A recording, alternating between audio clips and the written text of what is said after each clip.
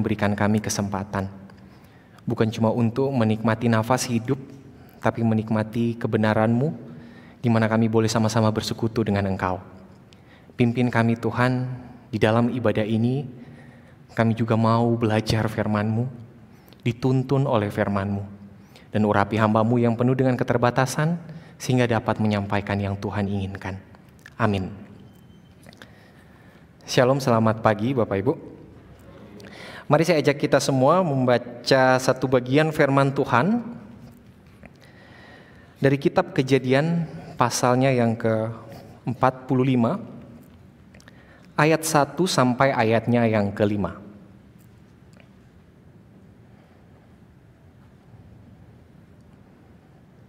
Sudah temukan? Kita baca secara bergantian. Saya baca ayat yang pertama, Bapak Ibu ayat yang kedua, dan begitu seterusnya. Di ayat yang kelima kita baca bareng. Mulai dari saya. Ketika itu Yusuf tidak dapat menahan hatinya lagi di depan semua orang yang berdiri di dekatnya. Lalu berserulah ia, "Suruhlah keluar semua orang dari sini." Maka tidak ada seorang pun yang tinggal di situ bersama-sama Yusuf ketika ia memperkenalkan dirinya kepada saudara-saudaranya.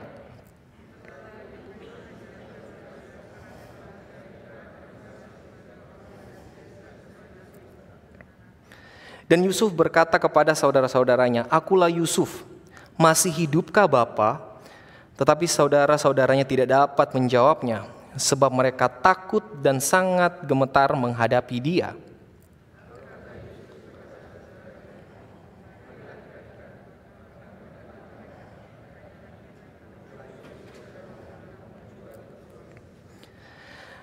Tetapi sekarang, janganlah bersusah hati dan janganlah menyesali diri. Karena kamu menjual aku ke sini, sebab untuk memelihara kehidupanlah Allah menyuruh aku mendahului kamu. Sekali lagi ayat kelima sama-sama. 1, 2, 3.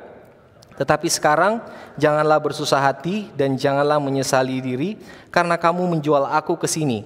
Sebab untuk memelihara kehidupanlah Allah menyuruh aku mendahului kamu. Tema kita di pagi hari ini relasi saya dan saudara di dalam Kristus.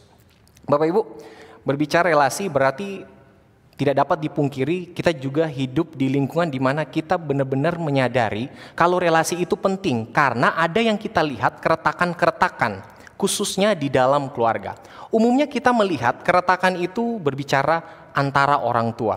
Kita sering mendengar ada permasalahan di dalam keluarga yang selalu diidentikan dengan papa mama yang kurang akur karena masalah ekonomi, perselingkuhan dan lain sebagainya yang membuat orang tua retak. Tetapi apakah kita berpikir dan pernah berusaha memfokuskan bahwa keretakan pada anak juga ini sering menjadi satu masalah yang sangat besar, tetapi paling sering diabaikan.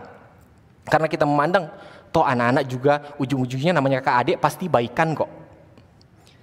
Jangan pernah kita lupa, berita di mana-mana, di stasiun TV manapun, banyak menampilkan kakak adik saling bunuh. Ini bukan dongeng loh. Ini fakta, bahwa kebencian antara saudara itu nyata. Dan kita perlu mengerti alasan apa dibalik kebencian-kebencian itu, sehingga membuat saudara kandung pun bisa sama-sama saling menghancurkan. Dan umumnya, akar masalah dari keretakan pada anak itu merupakan dampak langsung dari perlakuan orang tua. Karena orang tua sering timbang pilih ya ketika memperlakukan anak. Dia memikirkan dan dia selalu menyoroti anak-anak yang punya potensi. 3 anaknya yang dia paling sering ceritakan ke orang lain adalah anaknya yang selalu memberikan nama harum bagi keluarga. Entah lewat karirnya yang selalu melonjak gitu. Atau mungkin prestasi di sekolahnya. Atau mungkin juga kita bisa bicara fisik. Saya sering melihat ada begitu banyak orang tua, khususnya orang tua muda, ketika dia bawa anak-anaknya untuk jalan-jalan, selalu yang dia bawa itu anak-anaknya yang, misalnya kalau anak-anak kecil itu adalah anak-anak yang cenderung imut-imut, yang bawaannya kalau di keramaian, rasa-rasanya orang banyak itu pengen peluk anaknya, karena gemes begitu. Persoalannya bagaimana dengan anak yang lain? Nah, berikut juga harta. Kadang pemikiran kita tentang harta akan mempengaruhi bagaimana kita bersikap kepada anak. Dan saya melihat begitu banyak kalau misalnya di acara-acara keluarga yang pasti didewakan di dalam acara keluarga itu pasti orang tua ya, yang udah sepuh. Nah, yang duduk di antara orang tua yang udah sepuh ini, yang menjadi raja dan ratu di acara keluarga, itu pasti anak-anak yang kaya atau anak-anak yang memiliki penghasilan yang lebih gede. Sedangkan anak-anak yang memiliki penghasilan yang kecil, tempatnya di dapur, nyuci-nyuci piring, antar-antar piring dan lain sebagainya. Perbedaan perlakuan seperti ini akan memunculkan keretakan kepada anak. Dan ini juga yang terjadi di dalam Alkitab. Alkitab bahkan mengajarkan secara jelas bagaimana Yakub memperlakukan anak-anaknya dengan cara yang sangat berbeda, sehingga memunculkan kebencian yang luar biasa. Bagaimana Yakub memperlakukan Yusuf itu terlalu istimewa. Akhirnya ini memunculkan keretakan di antara anak. Tapi bagaimana kita perlu melihat sikap Yusuf, nanti kita akan pelajari sama-sama. Cuman ada satu hal yang pengen saya sampaikan di sini. Dan kita perlu sadari ini, tidak ada keluarga yang benar-benar ideal, itu fakta. Mimpi kalau ada keluarga itu yang harmonis terus kehidupannya, itu bagi saya omong kosong ya. Dan kehidupan dunia yang terasa bagai neraka pun itu nyata. Dan di mana neraka di dunia itu? Yaitu rumah yang diisi orang-orang yang tidak ada kerendahan hati dan tidak menginginkan damai.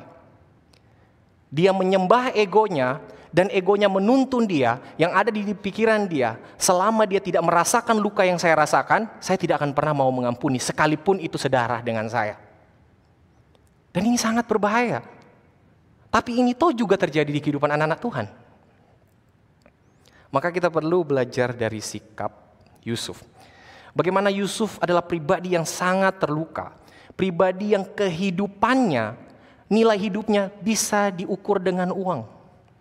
Karena keluarganya memilih untuk menjual Yusuf menjadi budak. Dan kita lihat bagaimana perspektif Yusuf di dalam pengampunan dan apa yang menjadi dasar dia mengampuni saudara-saudaranya. Kita mulai dari perkenalan diri Yusuf. Yusuf ketika memperkenalkan diri, dia bukan orang yang pelupa ya. Dia orang yang benar-benar sadar ketika dia memperkenalkan diri kepada siapa, dia tahu saya sedang berbicara dengan orang-orang yang menyakiti saya. Saya sedang berbicara dengan orang-orang yang seharusnya mengasihi saya sebagai saudara, tetapi mereka memperlakukan saya seperti sampah. Bahkan mereka menginginkan celaka saya, dan itu fakta. Dan Yusuf, pada waktu dia memperkenalkan dirinya, dia tidak memakai kuasanya, dia tidak memakai powernya. Karena dia tahu hal ini akan sangat mempengaruhi psikologi orang-orang yang menyakiti saya, khususnya saudara-saudaranya. Jadi ketika Yusuf itu ada dikelilingi oleh pasukan, oleh orang-orang penting di sekitarnya, pada waktu dia ketemu dengan saudara-saudaranya, dia mau berbicara, dia suruh keluar orang-orang yang ada di sekitarnya selain keluarganya. Dan Yusuf mulai memperkenalkan diri.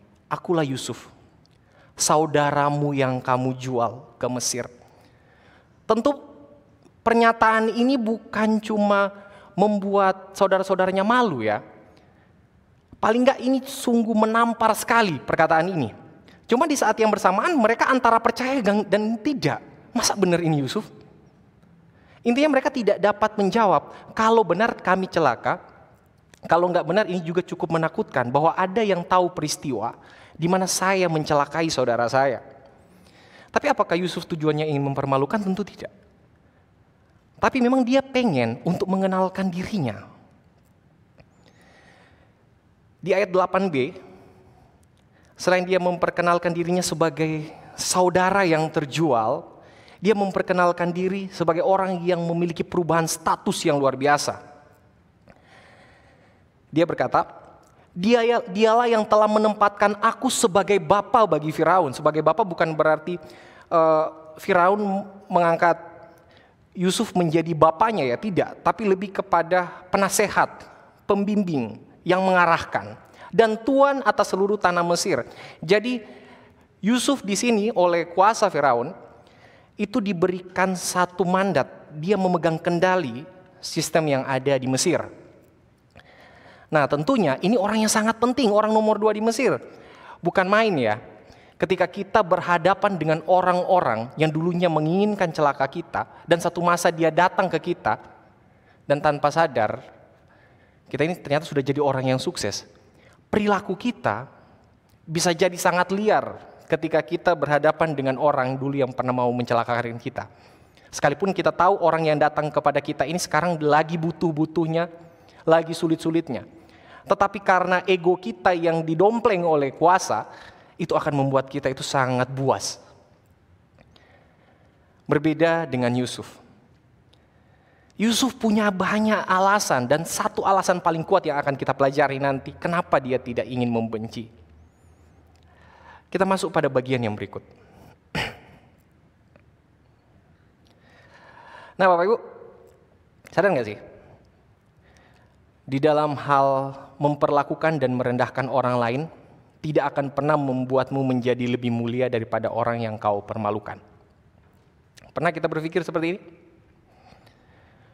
Terkadang kekecewaan yang kita alami, luka yang kita terima oleh perlakuan yang semena-mena, membuat kita kadang merasa, oke deh, saya nggak harus melukai dia secara fisik, tapi paling enggak, saya mau mempermalukan dia atau merendahkan dia. Seolah dengan mempermalukan dan merendahkan orang lain, kita sedang membuktikan bahwa saya itu mulia, saya itu orang baik yang tersakiti. Apalagi kalau kita ini punya kuasa. Lain cerita dengan Yusuf. Ketika dia melakukan sesuatu kepada saudara-saudaranya, kita bisa lihat ini bukan satu upaya balas dendam ketika dia memperkenalkan diri. Maka kita perlu pelajari dari teladan Yusuf. Di poin yang kedua yang perlu kita pelajari pada bagian ini adalah masalah keluarga yang diselesaikan secara kekeluargaan. Ini menariknya dari Yusuf. Yusuf di ayat 2 di situ dikatakan Yusuf itu menangis keras-keras. Menangis keras-keras ini bukan karena Yusuf cengeng, bukan karena Yusuf ini anak yang baperan, bukan karena Yusuf ini lebay, yang bentar-bentar masalah sedikit keluar air mata, enggak. Ini merupakan satu ekspresi yang campur aduk, di mana dia bertemu dengan orang-orang yang melukai dia, orang-orang yang seharusnya dia benci, orang-orang yang seharusnya dia musuhi. Tapi di saat bersamaan Yusuf rindu mereka, lama tidak ketemu. Dan di saat bersamaan Yusuf juga telah mengampuni kesalahan mereka. Makanya dia itu menangis keras-keras. Dan kalau kita lihat di balik masalah keluarga yang diselesaikan secara kekeluargaan yang dilakukan oleh Yusuf ini, bagi saya ini omong kosong kalau tidak ada satu tindakan yang nyata. Menangisnya Yusuf pun akan dianggap sebagai tangisan kebencian ini. Dan Yusuf dengan kuasanya dia bisa menghancurkan saat itu juga saudara-saudaranya yang melukai dia di masa lampau. Tapi di sini kita bisa melihat ya, panggilan lembut Yusuf. Ketika dia tahu saudara-saudaranya ini panik. Saudara-saudaranya ini sadar bahwa Yusuf ini, apakah dia ini sungguh-sungguh mengampuni kita atau tidak? Karena realitanya begini Bapak Ibu, orang-orang yang benar-benar merasa terlukai, orang-orang yang benar-benar merasa tersakiti, terus satu masa, misalnya saya ambil contoh ya, saya kalau misalnya melakukan satu kejahatan yang luar biasa kepada orang lain, dan mungkin di lain waktu orang itu bertemu saya dan saya bilang begini, apakah kamu udah mengampuni saya? Dan orang itu jawab, ya, saya telah mengampuni kamu. Jujur kalau kejahatan itu terlalu besar bagi saya tidak percaya dia mengampuni saya. Saya tidak percaya dia memaafkan saya. Dan inilah yang terjadi kepada saudara-saudara Yusuf. Makanya Yusuf meminta mereka untuk dekat-dekat. Karena Yusuf tahu ada keraguan di dalam diri mereka, apakah Yusuf telah mengampuni atau tidak. Dan ini juga yang sering terjadi dalam kehidupan kita ketika kita membangun hubungan dengan Tuhan. Ada satu perasaan, Tuhan, apakah engkau telah sungguh-sungguh mengampuniku? Dengan segala kejahatan yang telah aku lakukan, apakah aku layak? Apakah aku pantas disebut anakmu? Ini ada satu desakan dari hati nurani yang terus menggocok kita, yang terus menggoncang kita. Ini juga adalah upaya iblis yang terus menerus membuat kita merasa bahwa saya ini tidak pantas, saya ini tidak layak di hadapan Tuhan, yang akhirnya semakin hari membuat kita semakin jauh daripada Tuhan, bukan membawa kita kepada pertobatan. Ini juga yang terjadi. kepada saudara-saudara Yusuf, makanya Yusuf meminta mereka, yuk dekat-dekat. Dan kalau ini tanpa praktek, tetap omong kosong juga. Tapi Yusuf menunjukkan satu praktek yang nyata, di mana pengampunan itu sungguh-sungguh. Yaitu apa? Bayangin ya, orang yang menginginkan celaka Yusuf, Yusuf minta mereka mendekat. Yusuf tahu mereka rasa bersalah, Yusuf tahu mereka itu ragu bahwa Yusuf mengampuni mereka. Yusuf itu meminta mereka dekat-dekat dan Yusuf mencium semua saudaranya itu dengan mesra. Sekali lagi semua saudaranya itu dengan mesra. Ketika Yusuf mencium semua saudaranya dengan mesra, yang perlu kita pikirkan ada satu adiknya Yusuf yang Yusuf sayang sekali. Dan dia tidak menginginkan Yusuf itu terjual oleh saudara-saudaranya. Seharusnya Yusuf cuma peluk satu adiknya saja. Tapi kali ini Yusuf mencium semua saudaranya. Nggak peduli siapa yang merencanakan kejahatan, enggak. Saya akan mengasihi kalian, saya rindu kalian. Saya tidak pernah melupakan kesalahan kalian, saya bukan orang yang pelupa. Yusuf memeluk mereka dengan sungguh-sungguh, ia menangis. Jadi ini menangis bukan menangis kecewa. Ini menangis mengekspresikan satu kerinduan, kehangatan dari pribadi yang terasingkan. Kira-kira kalau kita mampu enggak melakukan hal ini?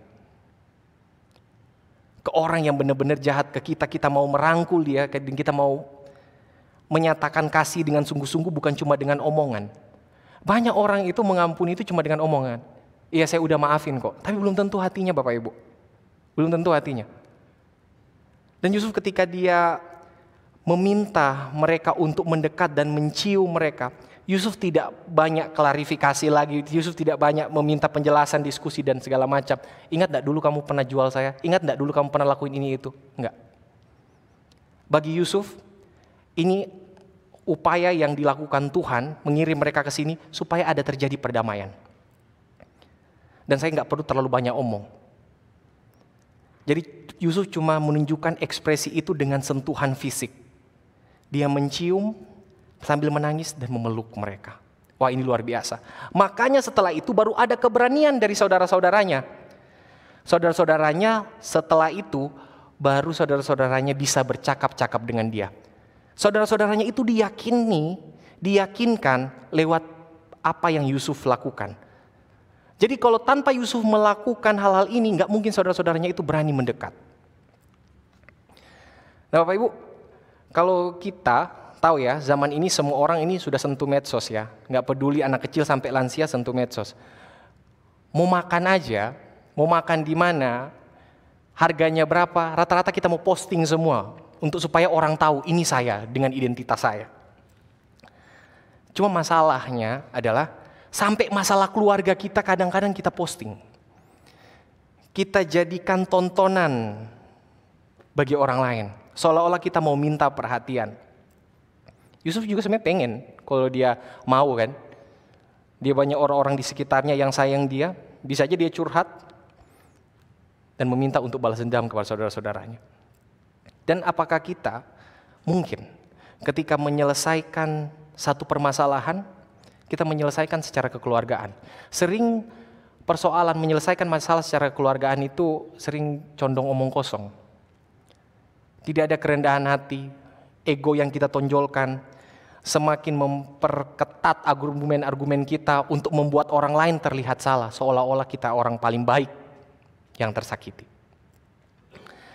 Dan kadang kita memang meminta perhatian dari publik begitu, supaya apa? Supaya memberikan support ke kita. Seolah-olah dengan banyaknya perhatian yang kita jumpai di media sosial, itu membuat kita itu semakin merasa nilai benar kita itu semakin tinggi.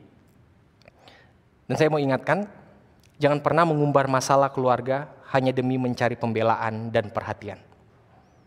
Khususnya di media sosial. Apakah kita perlu sharing masalah keluarga kita? Bisa. Dan kalau memang nggak kuat ya harus. Tapi carilah orang yang tepat, jangan asal-asalan. Karena nanti masalah kita kalau di-sharingkan ke orang yang salah itu akan jadi buah bibir. Dan perlu diingat, tidak semua orang yang mendengarkan keluh kesah kita adalah orang yang peduli dengan kita. Terkadang mereka itu hanya kepo dengan masalah kita. Dan setelah kita menceritakan masalah kita dan kita berpisah dari orang itu, maka kita yang akan diceritain oleh orang itu. Jadi hati-hati. Jadi tidak ada penyelesaian di sana, hanya aib keluarga yang sedang kita pertontonkan. Dan menarik juga dari sikap Yusuf ya. Pada waktu dia berusaha rekonsiliasi dengan keluarganya, hal yang saya suka di sini tentang kepedulian. Dia benar-benar mengesampingkan ego, Bapak Ibu. Yusuf di sini mengesampingkan ego. Kenapa saya katakan dia mengesampingkan ego? Yusuf di ayat 1 sampai ayat 5 itu 2 kali dia ngomong akulah Yusuf. Tetapi justru di akulah Yusuf di bagian pertama, dia mempertanyakan seseorang yang tidak datang. Dia tanya begini, masih hidupkah Bapa? Bukan main. Seharusnya orang yang sedang terbakar oleh emosi, dia bisa ngamuk saat itu, dia mengeluarkan ekspresi-ekspresi kekecewaannya, atau mungkin kalau misalnya dia pengen nyatakan kangennya, dia langsung ngomong apa segala macam. Tapi dalam hal ini, sebelum dia ngomong panjang lebar, atau mungkin dia batasi omongannya, tapi lebih dulu dia bicara dengan satu pertanyaan, masih hidupkah Bapa? Dia ingat, ada orang tua yang bimbing saya di dalam Tuhan dengan kasih-Nya yang tulus. Orang tua yang mengarahkan saya kepada hidup di dalam jalan perjanjian Tuhan. Dan orang tua yang memperlakukan saya secara spesial, walaupun toh juga ini jadi berdampak buruk ya. Dia tanya, masih hidupkah Bapa? Masih hidupkah orang tua yang rapuh itu? Di mana dia? Nah Bapak Ibu, di dalam ego kita, ketika kita tersulut emosi, kadang sulit kita untuk memikirkan konsekuensi buruk ketika kita bertikai. Apalagi memikirkan keadaan orang lain. Teman saya, pokoknya dia hidup di dalam lingkungan yang gak benar. Sebentar-sebentar dia keluar masuk penjara sampai akhirnya dia bertobat. Dia bertobat karena dia merit. Satu masa, dia punya masalah dengan orang, dan orang ingati dia. Jangan ulangi kesalahanmu, ingat kamu udah punya istri dan punya anak kecil. Pokoknya jangan. Terus apa dia bilang? Saya udah lama berusaha, diam. Tetapi kalau harga diri saya tergores, jangankan musuh, saudara saya sendiri pun saya akan libas. Oke, teman-teman udah nasihati, dia tetap nggak dengar, akhirnya dia lakukan hal bodoh ini. Ketika dia lakukan hal bodoh, benar dia balas orang yang dia benci itu, dia orang yang dia dendami dan dia masuk penjara. Tahu apa yang terjadi? Di dalam penjara omongannya cuma menyesal bagaimana kabar anak saya dan bla bla bla. Nggak mungkin Bapak Ibu di sini, orang kalau sudah membuat egonya menjadi sentral hidupnya, yang dia puja, sulit untuk memikirkan keadaan orang lain. Serius. Tapi Yusuf beda. Dia memikirkan keadaan orang lain. Dan ini orang tuanya. Kira-kira di sini, siapa yang masih punya orang tua? Siapa yang masih punya orang tua? Rata-rata masih banyak ya. Bapak Ibu, kalau seandainya ya, orang tua yang terbaring lemah di rumah dan mungkin dirawat suster, terus meminta, bisa enggak 1 minggu aja waktumu saya pakai untuk perhatikan saya? Kira-kira sanggup enggak? Terkadang kita menganggap ini satu masalah yang sangat berat. Seolah-olah kita terlilit hutang 1 triliun untuk bisa merawat orang tua itu. Untuk memberi dan membagi diri bagi orang tua. Bapak Ibu, saya pelayanan di satu gereja ya. Saya sering ditelepon oleh jemaat untuk lihatin orang tuanya. Tapi di sini bagi saya masalah. Kenapa? Karena anak yang telepon saya ini nggak pernah lihat orang tuanya. Dia nggak tinggal di luar negeri, dia nggak tinggal di provinsi lain, dia nggak tinggal di luar pulau. Dia tinggal kurang lebih 10 km dari rumah orang tuanya. Tetapi orang tuanya selalu dia titipkan ke gereja. Sampai ulang tahun orang tuanya dia lupa, dan sampai Natal pun tidak didatangi. Akhirnya saya ceritakan ke gembala saya, dan akhirnya saya dengan gembala saya rayain Natal bareng-bareng dengan lansia yang terbaring sakit ini. Tahu lansia itu ngomong apa ke saya? Yodi, kamu melayani Tuhan ya. Dan Oma terima kasih kamu udah layani. Kamu punya orang tua? Iya punya. Bagaimana kabar orang tuamu? Kita bilang papa sakit, mama juga kurang sehat, tapi papa yang agak parah. Pulang. Dia bilang pulang. Munafik kamu, kalau kamu melayani Tuhan, kamu bilang kamu itu berapi-api bagi Tuhan dan orang puji pelayananmu, tetapi kamu mengabaikan orang tuamu. Wah, itu saya terpukul sekali ketika muncul omongan itu. Dan saya lihat ekspresi ini yang ada di Yusuf ya, Bapak Ibu. Di balik persoalan hidupnya yang dia kesampingkan dulu, dia mau tanya, Papa masih hidup enggak? Karena memang setelah berita ini, setelah perkataan ini, Yusuf meminta mereka pulang bawa orang tuanya kembali. Bawa orang tuanya maksudnya ke Mesir. Bawa orang tuanya karena orang tuanya dan seluruh keturunannya akan terpelihara di Mesir. Dan Yusuf menunjukkan kasihnya di situ. Ketulusan pengampunannya. Cuma jadi pertanyaan begini, apa yang jadi alasan Yusuf ini mengampuni? Karena pengampunan juga akan bicara gak masuk akal ya. Kalau tiba-tiba orang bisa mengampuni itu kayak omong kosong begitu. Dan kita perlu melihat, dasar pengampunan itu adalah sudut pandang ya. Yusuf itu menyadari konflik yang terjadi dalam keluarga merupakan bagian dari rencana Allah yang terlaksana. Di ayat 5 berkata seperti ini, tetapi sekarang janganlah bersusah hati dan janganlah menyesali diri. Ini kok kebalik ya? Yusuf yang tersakiti, tapi Yusuf yang bujuk. Seharusnya kan saudara-saudaranya yang bujuk.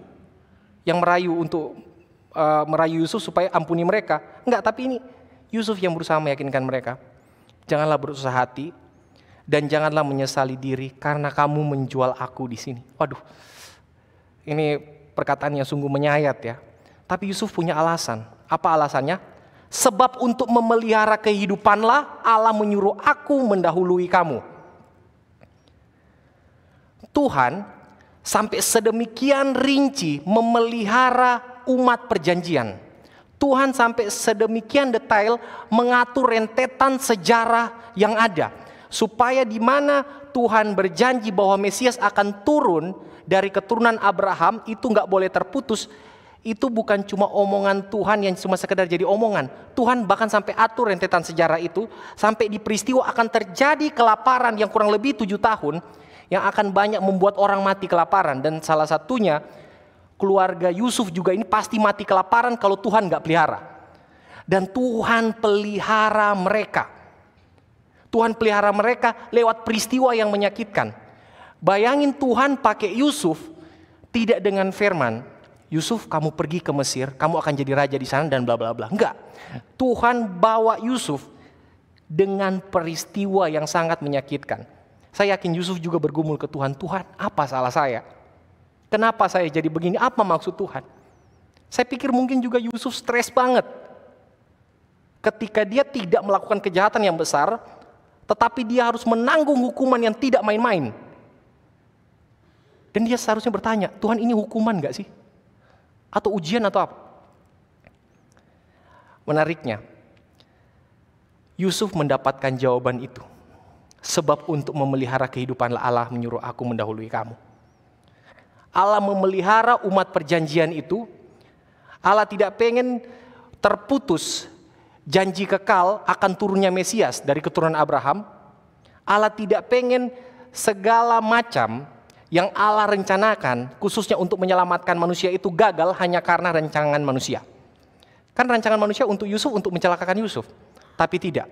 Justru di sini yang terjadi bukan rancangan manusia lah yang terlaksana di dalam kehidupan Yusuf untuk mencelakakan Yusuf. Bagi manusia, bagi saudara-saudara Yusuf, saya menjual dia untuk mencelakakan dia. Tapi tidak, ini rencana Tuhan untuk membawa Yusuf jadi berkat. Yusuf bukan cuma jadi berkat bagi bangsa-bangsa di sekitarnya yang kelaparan yang akhirnya datang ke Mesir untuk beli makanan. Tapi Yusuf itu menjadi berkat bahkan sampai ke kita. Sampai ke kita. Berkat apa yang kita dapati di situ? Berkat keselamatan. Loh kok bisa dari Yusuf? Yang saya maksud adalah Tuhan memelihara setiap rentetan cerita ini. Lewat Yusuf keluarganya diberikan makan. Dan akhirnya garis keturunan itu tidak terputus sampai kepada Yesus. Dan kita terima berkat kekal itu dari Yesus. Coba bayangin kalau ini tidak Tuhan atur serinci ini. Jadi kehidupan sini bisa berbicara sempit tentang kehidupan orang pada masa itu yang butuh makan, tetapi juga berbicara hal yang lebih besar. Yaitu pemeliharaan umat-umat Allah. Yang akan dipilih Allah melalui keturunan Abraham. Yang kita mengerti sekarang bahwa kita percaya Yesus. Dan Yesus tidak serta-merta langsung ucuk-ucuk lahir seperti kerasakti, enggak. Ini ada satu peristiwa besar yang Tuhan atur rentetannya. Sebab untuk memelihara kehidupanlah Allah menyuruh aku mendahului kamu. Saya mengingat peristiwa ini seperti peristiwa Tuhan Yesus begitu loh. Kita berpikir kan bahwa ketika Tuhan Yesus mati itu, ya memang kita percaya karena memang kesalahan kita. Benar nggak? Tuhan Yesus mati karena kesalahan kita. Tapi bukan kita yang serahkan Tuhan Yesus akhirnya dia mati. Tapi Tuhan Yesus menyerahkan dirinya. Mati bagi kita. Ini justru luar biasa. Karena tidak ada orang yang mampu menggoda Tuhan Yesus supaya dia turun. Tidak ada orang yang dapat merayu Tuhan Yesus supaya dia turun agar menyelamatkan kita. Nggak ada. Selain kasihnya sendiri. Selain dirinya sendiri yang menginginkan keselamatan kita sehingga dia turun. Dia tahu kita tidak akan mungkin menggapai dia di sorga. Maka dia turun. Untuk merengkuh kita supaya kita diselamatkan. Maka kita perlu bersyukur atas apa yang Tuhan Yesus lakukan. Dan Bapak Ibu perlu diingat, ketika Tuhan Yesus menyelamatkan kita, sekali lagi, ketika Tuhan Yesus menyelamatkan kita, Dia tidak menyelamatkan kita untuk langsung akhirnya membiarkan kita. Nggak apa-apa kalian mau mati. Yang penting nanti masuk surga. Kalian mau hidup setengah mati silahkan, nggak apa-apa. Yang penting masuk surga nantinya. Enggak, Tuhan Yesus nggak begitu. Tuhan Yesus pun janjikan pemeliharaan kepada kita. Mungkin kita berkata di dalam doa kita yang belum terjawab sampai sekarang, Tuhan, kenapa masalah ini belum berakhir? Tuhan di mana? Bapak Ibu, Tuhan terkadang tidak akan menjawab kita dengan langsung ngomong ke telinga kita, tenang, saya ada lakuin ini, saya ada rencanain ini untuk kamu. Tuhan gak ngomong begitu. Sama di Yusuf juga. Tapi terkadang Tuhan menjawab setiap kesulitan hidup kita lewat peristiwa yang akan terjadi di masa yang akan datang. Pertikaian-pertikaian yang terjadi dalam keluarga terkadang tidak melulu karena masalah perselingkuhan, ekonomi dan lain sebagainya. Bisa jadi juga yang menyebabkan peristiwa-peristiwa yang menjadikan kita merasakan keretakan dalam keluarga ini bagian rencana Tuhan. Rencana Tuhan untuk membuat kita semakin serupa Kristus. Dan tolong untuk kita jangan berpikir sering memposisikan diri sebagai Yusuf. Kalau dengar khotbah begini, kadang-kadang kalau kita yang bermasalah dengan orang, kita akan bilang, saya sekali ini, saya seperti Yusuf ini. Saya merasa yang paling tersakiti di sini. Dan saya harus belajar mengampuni. Jangan lupa, kadang kita sering bersikap seperti saudara-saudaranya Yusuf sebenarnya. Justru kita sering menjadi penyebab celakanya orang lain. Jangan selalu berpikir bahwa kita ini orang yang paling malang di dunia ini. Yang kehidupannya selalu diizinkan Tuhan, dicobai, diuji. Kadang-kadang gini, sebenarnya kita ini jadi ujian bagi orang lain. Seperti ada satu iklan yang saya nonton itu, dia ngomong begini. Dia berdoa di samping suaminya. Terus dia doanya begini. Tuhan, tolong angkat beban suamiku. Yang hilang apa? Istrinya. Nah, terkadang kita sering lupa bahwa kita pun sebenarnya bisa menjadi masalah bagi orang lain. Tapi sering kita berpikir orang lain yang selalu menyukai hidup bermasalah dengan saya. Dan kita butuh kerendahan hati seperti Yusuf. Kita harus mengesampingkan ego kita. Dan mengingat bahwa Tuhan akan memurnikan orang seperti emas. Kita harus lihat proses memurnikan emas itu seperti apa. Emas itu tidak diambil dari tempat sampah. Emas itu ada di dalam tanah. Dan tidak semua tanah ada. Dan prosesnya itu akan sangat menyakitkan ketika kita diproses. Dan kemungkinan besar proses yang semakin membuat kita serupa Kristus adalah ketika kita dibentuk dalam keluarga. Tidak melulu dengan orang-orang di tempat kerja, tidak melulu dengan orang-orang di gereja. Karena jangan sampai kita di gereja itu jadi orang yang berbeda seperti orang yang di rumah. Kita di gereja kita ramah sekali, shalom, selamat pagi, salaman, hai, hey, hey. Tapi di rumah kita seperti monster. Dan yang paling bisa merasakan bagaimana kita itu berbeda di gereja dan di rumah, di lingkungan masyarakat dan di rumah, itu saudara. Dan akhirnya kita perlu berusaha untuk mengerti bahwa setiap konflik yang terjadi dalam kehidupan itu bukan karena peristiwa di mana Allah bilang, aduh sorry, kok bisa kebablasan sampai ini terjadi. Enggak. Tuhan tahu apa yang terjadi dalam hidup kita. Dan Tuhan punya maksud di sana. Jadi pertanyaan, apakah kita mau memikirkan bahwa Tuhan pengen membentuk kita dan bahwa tidak ada peristiwa di mana Tuhan tidak hadir untuk menolong saya. C.S. Lewis berkata seperti ini. Kau tidak bisa sepenuhnya mengasihi sesamamu manusia sampai kau mengasihi Tuhan. Jadi omong kosong kita bilang, saya mengasihi Tuhan. Ekspresi cinta saya kepada Tuhan dengan saya melayani sungguh-sungguh. Saya memberikan hidup saya. Pagi sore saya di tempat kerja. Sore ke malam, bahkan sampai subuh saya di gereja. Cintakan saya kepada Tuhan, omong kosong. Firman Tuhan berkata seperti ini. Tuhan yang tidak kelihatan, kita kasihi habis-habisan. Tapi saudara yang kelihatan, kita benci, itu bentuk kemunafikan. Tuhan tidak pernah merasa Dia dikasihi kita. Memang kita perlu ingat, Tuhan yang lebih dulu mengasihi kita, itu fakta. Dan baru kita bisa mengasihi Tuhan. Tapi kasih kita kepada Tuhan juga itu akan berdampak kepada sesama. Dan yang paling harus merasakan dampak saat itu adalah keluarga, bukan orang lain. Jadi kalau kita bilang kita mengasihi Tuhan, tetapi saudara kita benci, celaka. Dan dasar dari kasih kita harus melihat dari apa yang Kristus kerjakan. Bagaimana kita mungkin mengampuni, bagaimana mungkin kita berekonsiliasi dan berdamai, itu hanya mungkin terjadi kalau kita melihat juga apa yang Kristus lakukan. Kristus pada waktu Dia mati, ketika Dia berkata sudah selesai, itu berbicara bukan cuma dosa masa lalu, dosa masa kini dan dosa yang masa akan datang, itu telah diampuni Kristus. Dan ketika Kristus mengampuni kita, Dia sudah melihat dari kejauhan bahwa kita akan terus menyakiti Dia. Kita akan berulang-ulang melukai Dia dengan kesalahan dan pelanggaran kita. Tapi bagi Kristus, engkau anak-anak tebusanku. Bukan main cintanya Tuhan ke kita, ini besar sekali, besar sekali. Dan kalau kita mau belajar mengampuni, seharusnya kita melihat apa yang Kristus lakukan. Kita orang berdosa yang tidak pantas diampuni, namun Kristus ampuni. Maka kalau kita melihat diri kita sebagai orang-orang yang diampuni, berarti kita juga harus melihat diri kita secara bersamaan sebagai penjahat yang seharusnya layak dihukum.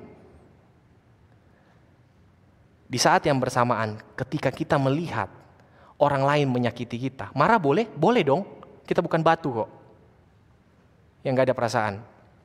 Tapi yang dimaksudkan di sini, jangan sampai itu menjadikan diri kita memiliki potensi untuk mendendam. Karena kalau potensi mendendam itu kita pelihara, kalau ketika udah jadi terus kita mendendam dan saya gak mau belajar mengampuni, percaya deh, pasti kita ujung-ujungnya mencelakakan orang lain.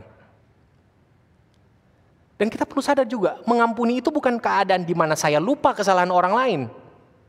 Mengampuni adalah keadaan di mana saya tetap ingat dia buat salah ke saya. Tapi tidak ada alasan bagi saya untuk balas dendam, untuk hidup dalam kebencian. Karena saya tahu saya adalah orang berdosa juga yang diampuni oleh Kristus. Makanya saya malu untuk tidak mengampuni orang lain. Karena saya pun penjahat sebenarnya di hadapan Tuhan. Dan kasih Kristus seharusnya yang telah kita terima, itu bukan cuma menjangkau orang-orang yang kita suka aja. Orang-orang yang ya sehobi dengan kita terus buat masalah sedikit, terus kita bilang saya sudah belajar mengampuni. Enggak. Kasih Kristus mengajarkan kita bahkan mengampuni musuh. Itu yang Yusuf lakukan. Dan Tuhan Yesus pengen kita hidupi itu. Jangkauan kasih Kristus yang ada pada kita, yang telah kita terima. Seharusnya tidak membuat kita membatasi kasih itu hanya kepada sesama. Sesama yang saya maksud adalah orang percaya. Saya hanya mengampuni orang yang percaya aja. Saya hanya mengampuni keluarga, kolega, karena kan saling menguntungkan nih, dan lain-lain. Melainkan menerobos tembok kebencian untuk menjangkau musuh yang bahkan menginginkan celaka kita dengan pengampunan. Kenapa saya berkata seperti itu? Saya tahu orang-orang yang setuju Tuhan Yesus mati di salib, orang-orang yang setuju Tuhan Yesus itu disiksa, saya yakin ada begitu banyak dari mereka juga yang diampuni Tuhan. Mungkin saya merasa pede, saya tidak ada di zaman itu. Jadi saya ada di zaman ini, saya berpikir mereka begitu jahat ke Tuhan. Tapi seharusnya kalau Tuhan bisa tampil di depan saya, Tuhan akan bilang, justru kamu adalah satu orang, salah satu dari sekian banyak orang yang menyetujui penyaliban itu. Lantas, apa yang bisa kita katakan ke Tuhan? Tuhan, saya minta maaf, aku mengasihimu, dan saya mau bertobat. Tuhan bilang, kalau mau bertobat, kalau mau bilang mengasihiku, mulailah dari orang di sekitar. Cintai mereka dengan tulus dan buktikan itu lewat pengampunan yang nyata. Bukan cuma dengan omongan doang. Kita satu dalam doa. Tuhan Yesus, terima kasih. Kasih-Mu kepada kami